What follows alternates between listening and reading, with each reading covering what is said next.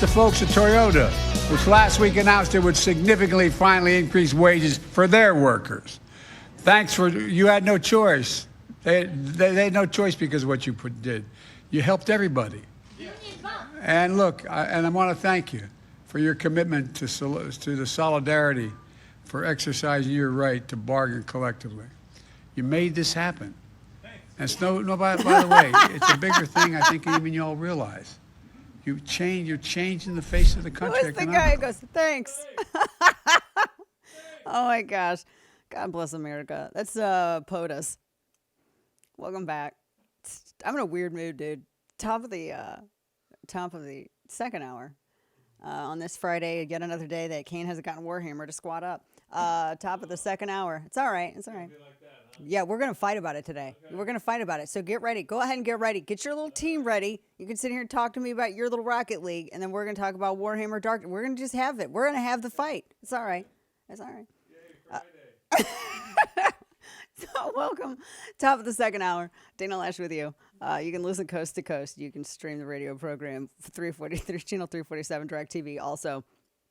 And all kinds of good stuff. So I really want to get I need this one. So this is the one that you just put in Slack. And this is somebody that it's our vice president. You put this in Slack. Vice president was talking to the pipe fitters local 537, right? And she was explaining collective bargaining to them. She was explaining them to them. Right? That's the best way to put it. Yeah. Okay, go ahead and listen. Think of the dressing for the word salad. Go ahead. So collective bargaining is about saying, let the workers have a voice as a collective, all together, representing each one of them as a group. And then go into that negotiation, because then you start to equal out the balance in terms of power in a way that the outcome will be fair. That's what collective bargaining is about. That's what worker organizing is about. This is one of my favorite comments I've ever read in my life. She should have never have quit her job at the thesaurus factory. So profound. I'm so happy that she explained such a complex word, Kane, meaning it's not simple. So, collective bargaining is about, people doing things together, collectively as a collective, collecting their same positions to negotiate, for a deal, a bargain, collectively, all together, as a group.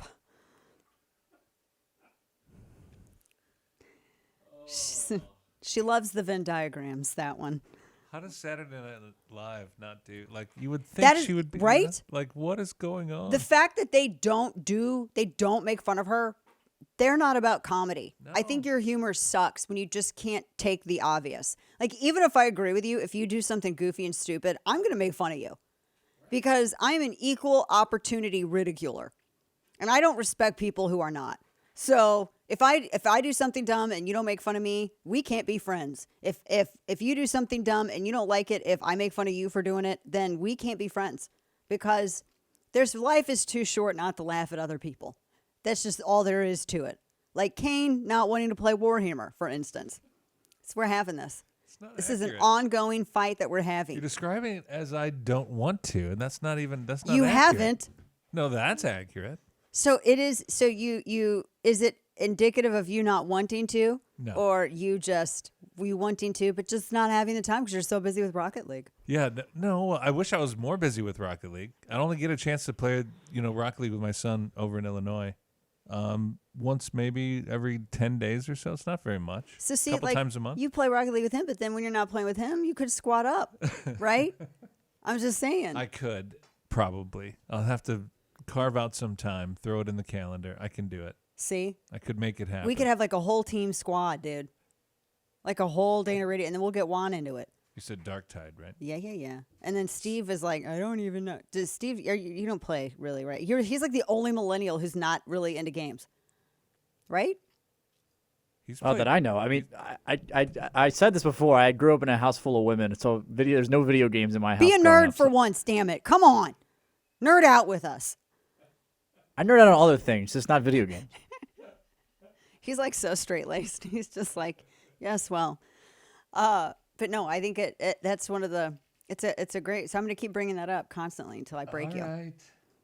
Just because All it's great fun. right. It's great fun, Kane. You get to go at zombies and you can crush them into meat pulps Maybe that's what I'll do for you. collectively. together as a Maybe collective, for Christmas.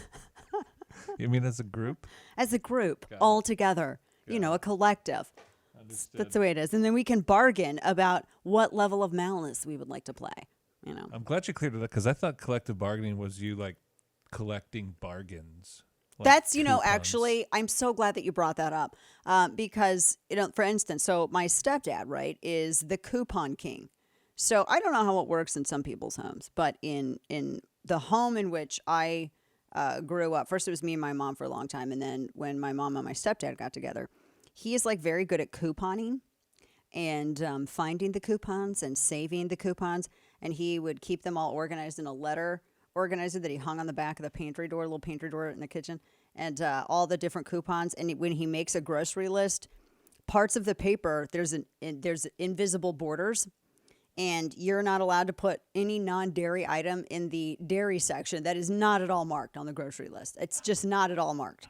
And it's just, he writes it out how he goes into the aisles.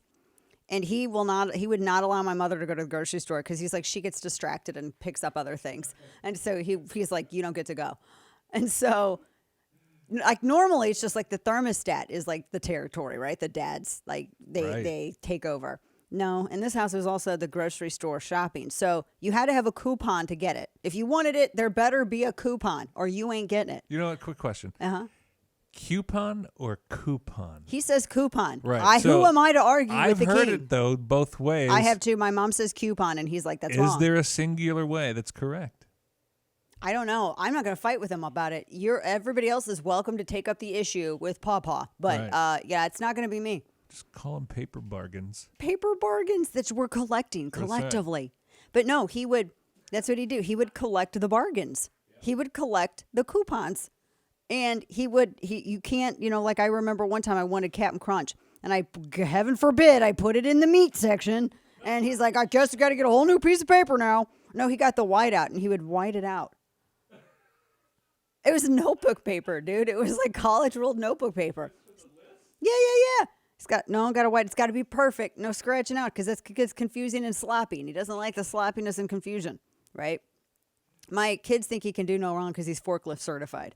I don't know. He operates a forklift. And then he got bored in retirement and then wanted to go back to drive more forklifts. So I don't know. But he's like, no, this is not how this works. You cannot put the cereal where the meat goes. I'm like, okay. Oh, well, can we get it? Is there a coupon for it? Is there a coupon for the Captain Crunch? I did not have a coupon for the Captain Crunch at that particular time. So Dana did not get the Captain Crunch.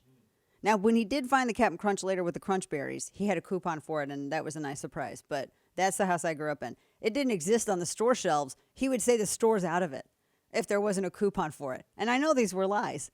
And he's like, no, the store didn't have any. I'm like, you're serious? The store didn't have any Captain Crunch? That's a lie. We know this is lies. You just didn't have a coupon.